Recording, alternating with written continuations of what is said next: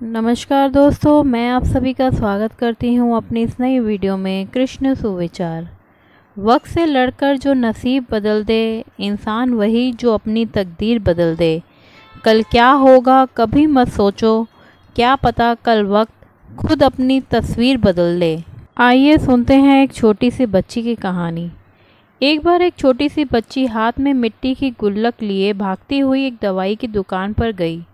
वह काफ़ी देर तक वहाँ पर खड़ी रही, लेकिन दुकानदार का ध्यान उस पर नहीं गया क्योंकि वहाँ पर काफ़ी भीड़ थी। उसने दुकानदार को कई बार बुलाया, लेकिन दुकानदार का ध्यान उस पर नहीं गया क्योंकि वहाँ पर भीड़ बहुत थी। फिर इस बच्ची को गुस्सा आया तो उसने अपने मिट्टी के गुल्लक को वहीं काउंटर पर ज़ोर से रख दिया। इसके बाद दुकानदार और वहाँ पर खड़े सभी लोग उस बच्ची की तरफ देखने लगे। दुकानदार ने उसे बच्ची से पूछा कि बेटे, आपको क्या चाहिए? तो वह बड़े ही भोलेपन से बोली, मुझे एक चमत्कार चाहिए।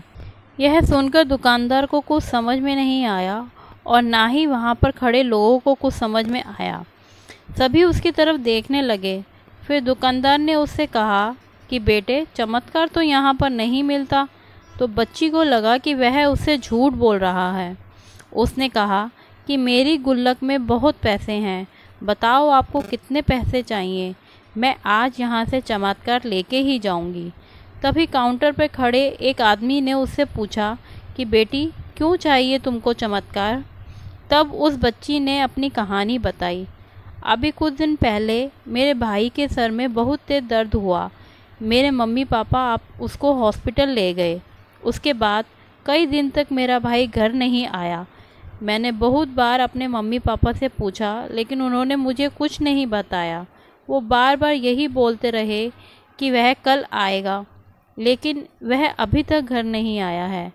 तभी मैंने देखा कि मम्मी रो रही थी और पापा उनसे कह रहे थे कि हमारे बेटे के इलाज और दवाइयों के लिए जितने पैसे चाहिए थे उतने पैसे मेरे पास नहीं हैं। अब उसको कोई चमत्कार ही बचा सकता है। तब मुझे लगा कि मेरे पापा के पास अगर पैसे नहीं भी हैं तो क्या हुआ, मेरे पास तो हैं। इसलिए मैंने जितने भी पैसे जोड़ रखे थे वह सारे पैसे लेकर मैं इस दवाई की दुकान पर आई हूँ ताकि चमत्कार खरीद सकूँ। फिर उस आदमी ने बच्ची से पूछा कि कितने पैसे हैं तुम्हारे पास? यह सुनते ही बच्ची ने गुल्लक उठाई और ज़मीन पर पटक कर उसे फोड़ दिया और पैसे गिनने लग गई। वहाँ पर खड़े सभी लोग उसे देख रहे थे।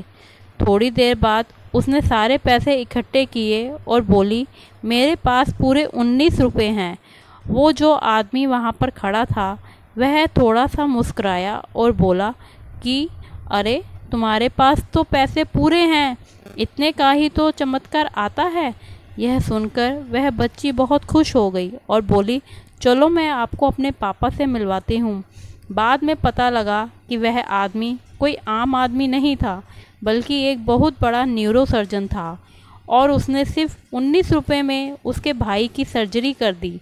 उसका भाई कुछ दिन बाद ठीक होकर घर वापस आ गया। फिर कुछ दिन बाद वह बच्ची, उसका भाई, उसके मम्मी पापा चारों एक साथ बैठे हुए थे और बात कर रहे थे। तभी उसकी मम्मी ने उसके पापा से पूछा कि अब तो बता दो, यह चमत्कार आपने कैसे किया?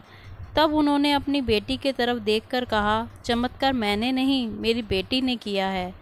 तो यहाँ पर एक बहुत बड़ी सबक है जो हम सब छोटी सी बच्ची से सीख सकते हैं। ज़िंदगी में कभी कभी ऐसा होता है कि हमको कोई रास्ता नज़र नहीं आ रहा होता है और हम लोग हिम्मत हार जाते हैं।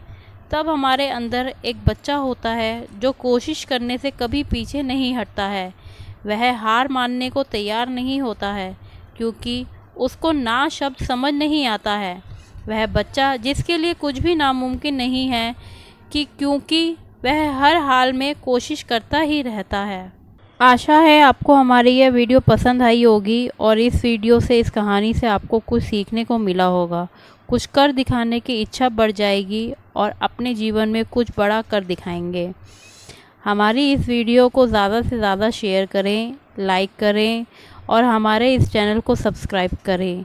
जय श्री कृष्ण। धन्यवाद।